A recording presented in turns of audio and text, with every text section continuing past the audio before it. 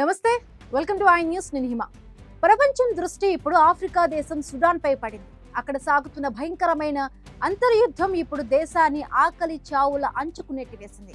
సాయుధ బలగాల క్రూరత్వానికి అమాయక ప్రజలు బలైపోతూ ఉంటే ఈ నరమేధానికి కారకులైన వారిపై బ్రిటన్ రాయబారి జేమ్స్ కారియుకి నిప్పులు చెరిగారు.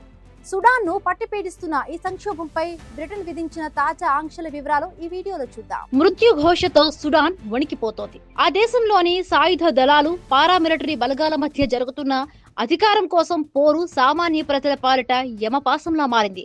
ముఖ్యంగా ధార్పూర్ ప్రాంతంలోని అంబారు, కెమాయి వంటి ప్రాంతాల్లో కరువు తాండవిస్తోందని ఐపీసీ హెచ్చరించింది. బ్రిటన్ రాయబారి జేమ్స్ కారియుకి మాట్లాడుతూ, సుడాన్ ప్రస్తుతం ప్రపంచంలోని అత్యంత దారుణమైన మానవతా సంక్షోభాన్ని ఎదుర్కొంటోందని, సుమారు 3.3 కోట్ల మంది ప్రజలు ఆకలితో అలమటిస్తూ అత్యవసర సహాయం కోసం ఎదురు చూస్తున్నారని ఆవేదన వ్యక్తం చేశారు. యుద్ధంలో ప్రత్యర్థులను అణచివేయడానికి ఆకలిని ఒక ఆయుధంగా వాడుకోవడం అత్యంత క్రూరమైన చర్య అని బ్రిటన్ రాయబారి మండిపడ్డారు. ప్రాణాలను కాపాడేందుకు ఆహారం తీసుకువెడుతున్న సహాయక బృందాలపై కూడా డ్రోన్ దాడులు జరుగుతున్నాయని ఆయన వెల్లడించారు. గత శుక్రవారం జరిగిన అటువంటి ఒక దాడిలో 8 మంది చిన్నారులతో సహా 24 మంది ప్రాణాలు కోల్పోవడం సుడాన్లోని భయానక స్థితికి అద్దం పడుతోంది. మానవతా సహాయం అందకుండా అడ్డుపడుతున్న ప్రతి ఒక్కరిని జవాబుదారీ చేస్తామని ఆయన హెచ్చరించారు.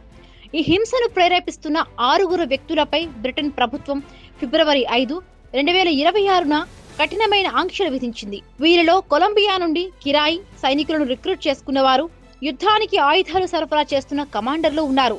ఆస్తి ఫ్రీజ్, ప్రయాణ నిషేధం వంటి చర్యల ద్వారా వీరి వార్ మిషన్ ను దెబ్బతీయాలని బ్రిటన్ నిర్ణయించింది. సుడాన్ ప్రజల ఆకలి కేకలు ప్రపంచానికి వినిపించకుండా చేస్తున్న శక్తులపై అంతర్జాతీయ సమాజం ఇప్పుడు ఉక్కుపాదం మోపుతోంది. ఈ సంక్షోభం ఎప్పుడు ముగుస్తుందో, ఆ దేశ ప్రజల కన్నీళ్లు ఎప్పుడు తుడుస్తారో కాలమే చెప్పాలి.